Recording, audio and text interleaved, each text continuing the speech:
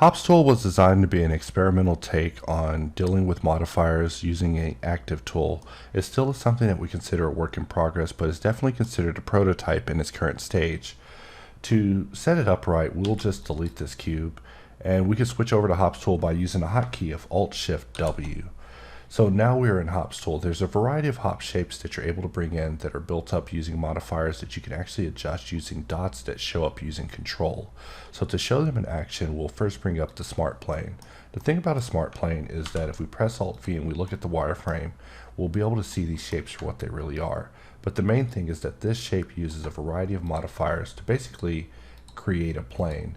If you have any questions about why these modifiers are being used to create this, then look no further than pressing Q and going to modifier scroll. We see that it starts off as a point, its screw is extruded, and then it's extruded again, and then it's decimated, which makes it into a very fine plane.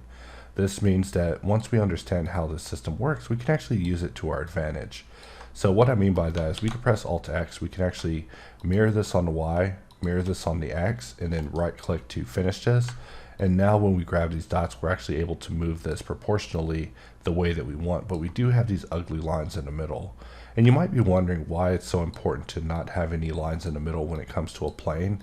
And that's because, let's say we were wanting to 2D bevel this. We just clicked on bevel from pressing Q, and we wanted to bevel this. We see that while we're able to bevel the corners, we're also beveling sides that we don't actually want to bevel.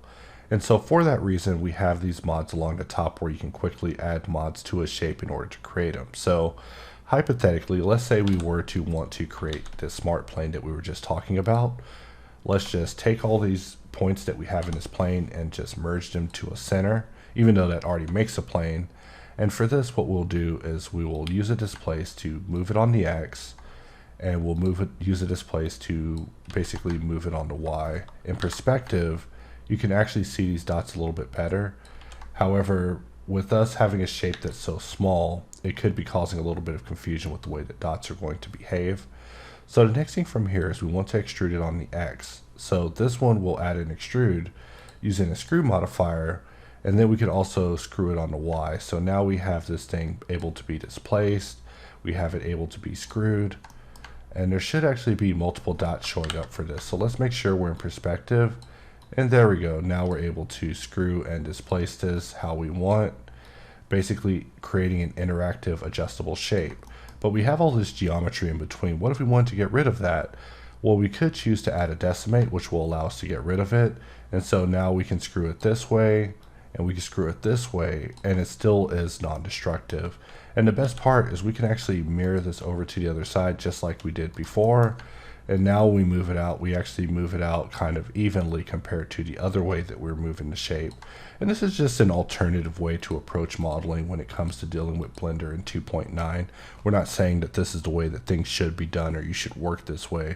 It's just a fun little detour on your adventure modeling. So from this point we can decimate it, turn it into a generic plane, and then we can do something like slap this with a Bevel Corners, which is basically a 2D bevel. And so now we have this shape that has a 2D bevel, but we're still able to move dots and actually adjust it and change the type of shape that this is going to become. On the next level of that, we can actually choose to extrude it with the solidification. So now the shape has been solidified, but because of how it was built, it's not actually going to work out the way that we would want. So we want to at least hit it with a sharpen to set it up with some auto smoothing.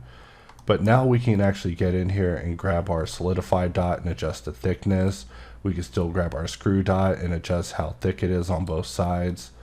With each of our screw dots, we can even displace it and choose if we want to make this just two separate blocks that way or two separate blocks this way. But we want to just keep it connected so it has the illusion of being a continuous block.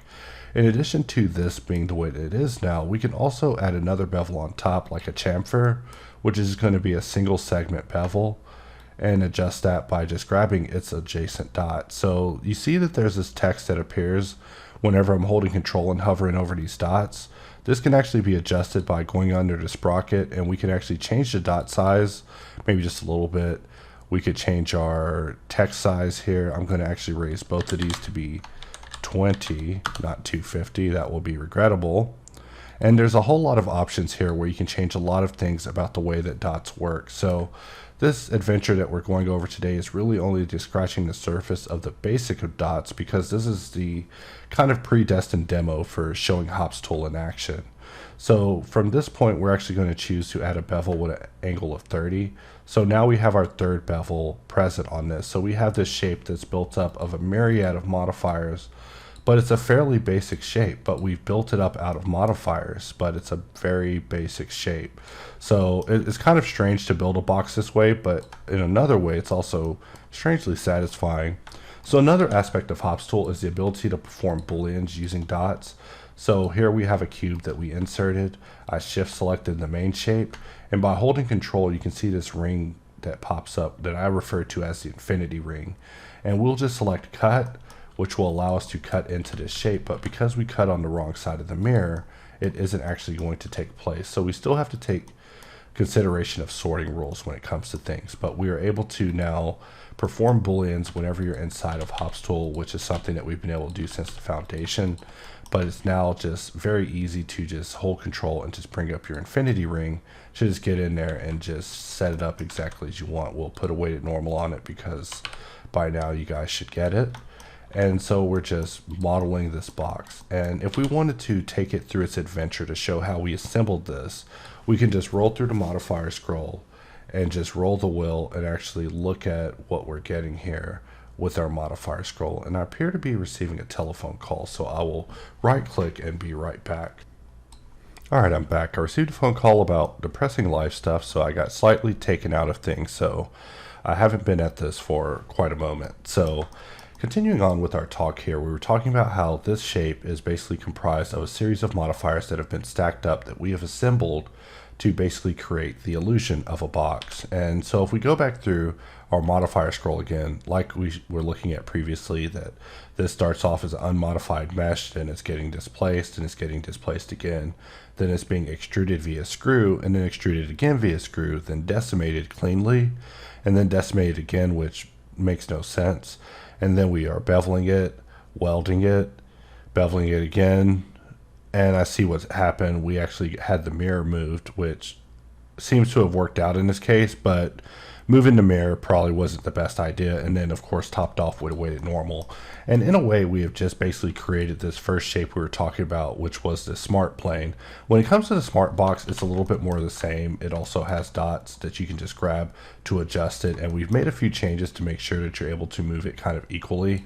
The downside of using something like this is that you're not able to scale it in object mode and then apply to scale, because it will cause the modifier information to update. So this is something that I do ponder how we can fix behind the scenes, but is an inherent flaw to this idea in itself that we didn't take into consideration during its creation. But the best thing you can do is just make sure that you don't change the scale. So if I were to lower this down and actually go into bevel, it's going to affect the scale, and that's something that's quite unfortunate when it comes to dealing with things like this. So the best way to actually change the bevel is to shift click bevel in order to just add a bevel that doesn't actually change the scale itself. So to bypass the scale apply, that's where you would shift click bevel when you're launching it. So we'll press X and delete this, and we'll talk about the next shape, which is the smart B box. This shape is actually real nice because it brings in a shape that's comprised of multiple bevels that you're able to adjust the levels of by grabbing these dots in the corner to basically build your perfect B box. And it's built basically in the form that we were talking about previously with our modifiers over on the side, maybe slightly different, but still the same basic ideology of having bevel A through D just built up over time to just build this shape out of nothing. And then anytime that you're curious about the construction or you want to learn more about it, you can always just scroll through the modifiers to basically troubleshoot and see how this was assembled and where it could have went wrong. So to continue on, we'll delete this one and we'll bring in the grid. And we see that with grid, there's multiple options here. So the first one is just square, which is just a generic square. We'll press Shift C and put our cursor back in the center. And with this one, things are looking fairly good. However, we are also able to get in and affect the settings of this in the viewport. And you might notice that we're able to set the steps in a viewport and the steps in a render don't actually update We have support features inside of Hops just for making those sort of things congruent. For example, under Manage, you see that shift clicking it will do something called Sync. And what Sync does is it makes the modifier settings congruent with what's showing in the viewport, ensuring that what you have in the render is exactly what you have in the viewport. Most of these hop shapes are here just for users to experiment with and play with. However, I do find creative uses for them when it comes to populating 3D scenes very quickly. Like for something like this, I would use this as great on a model, but we'll just delete this and look at the next one. And that one is going to be diamond. So if we look at diamond, we can do pretty much the same thing, just stretch this out and play with the dimensions while also being able to get in here and play with it. For this one, you're affecting the amount of divisions via the levels on the subdivision, which is something I remember to keep in mind from this. But previously we discussed how we can use unsubdivide to basically crisscross geometry, and that same trick has been employed with the creation of this particular shape. So we'll delete that one and move on to honeycomb. Honeycomb is a little bit more of a conundrum. When it comes to building honeycomb, making such a thing procedurally is definitely a curiosity. So to see that, let's actually take this into modifier scroll so we can see what we start off with. So we start off with a single point, and then we screw it, and then we screw it all the way around, basically making the shape, and then we extrude it upwards, and then we array it out, and then we array that, and then we array that, and then we array that. So in a way, it's actually kind of impressive that AR managed to put together a hexagon just using just a vertice being extruded out, displaced, and then spun around. I mean, when you really look at it like that, it really takes a lot of the magic out of it, but really there shouldn't be any magic. You guys should really just understand how this stuff works and understand that there's tools in place to help you scroll through and understand why these things are built the way they are. So, you know, I get an email where someone's like, I don't know why I should use your hops box. It's like, I don't care if you use my hops box. I don't care if you press Shift A. It doesn't matter, because these are here as options. You can choose to use them or you can choose to not use them, but we aren't pushing them on anyone. Where no one is saying you have to use the hops box. But continuing on, we'll delete these. And if we go to circle, you can see that Smart Circle is pretty much more the same. It's just utilizing a screw to create a quick circle. This can be handy for just going in and just adding a solidify on it, which we can use to just grab the solidify and just affect our amount. And then we can hit it with a chamfer, which is the second bevel button, and then begin affecting it in this fashion. So really these shapes are here just to help you get started and have fun if you're the type of person that enjoys playing with modifiers. So continuing on through this, keep in mind that we're also kind of doing a slight coverage of the modifiers through this thing at the same time that we're dealing with this. In fact, doubling back to honeycomb, I do want to emphasize that you can grab something like array dot, and by Control Shift dragging it, we can actually add to the count to create this as any shape we want. And we could also do the same thing with it on the horizontal count. We see a little number here that's also there. And I also want to emphasize that with something like this, we can say lock the sort of everything by turning off renderability. And what this means is that if we were to bring in a cube and place it over this and select both of them, and with Q just choose intersect, we now have an intersect shape of this area that we can use to say make this fit inside of like a corridor or something. So anytime I'm using corridors, sometimes I will just use this honeycomb just to create a nice floor pattern. So I just want users to know that these sort of possibilities exist, and this is why they are here, is so you can just, you know, give them a test. So that's a little bit about array as well. So continuing on, we'll look at cylinder, which we already talked about a little bit similarly before when we were talking about circle. The only difference is that there's now a bevel dot on top where you can adjust the bevel in addition to it having an extrude versus just being just a two-dimensional circle. So if we delete that, we can bring in the next thing, which is just our take on a smart cone, which is it's a cone that you can adjust by pulling certain dots. Nothing really complicated about it. It's just a dot and a bevel and just a taper to basically create this shape. And like I keep saying, With any of these, if you become curious, you can just scroll through the modifiers to see exactly what they're comprised of. And with that, you can just quickly understand how you can inject yourself in the process to make these shapes exactly what you want. So we will just delete that, and continuing on, the next thing I want to talk about is the smart ring. The smart ring also has dots. Everything has dots.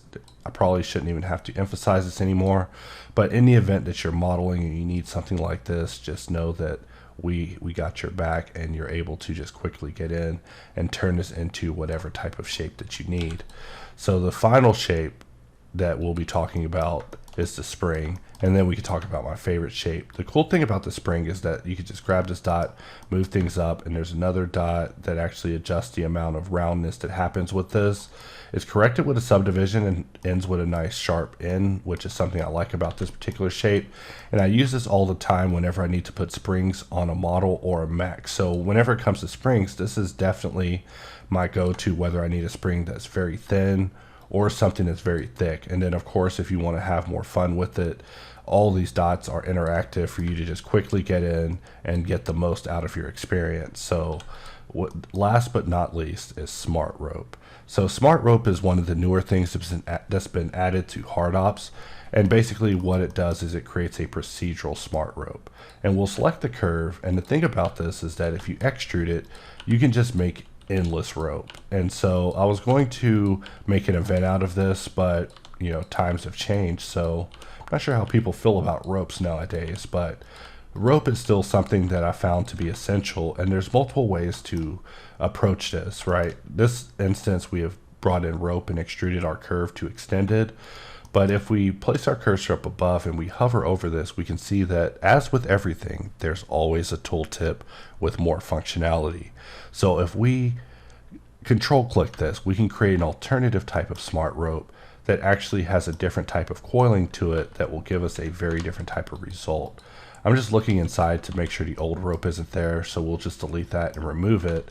And now this new rope has basically taken over. So just like that, there's a new rope in town, a little bit more psi, a little bit more phi, but definitely all rope and still worth getting in and giving a try to. But whenever it comes to these aspects of modeling, of layering on rope and coils and wires, we wanted to create some tools to make that aspect easier. So you will be seeing some advancements in that direction of making it more accessible.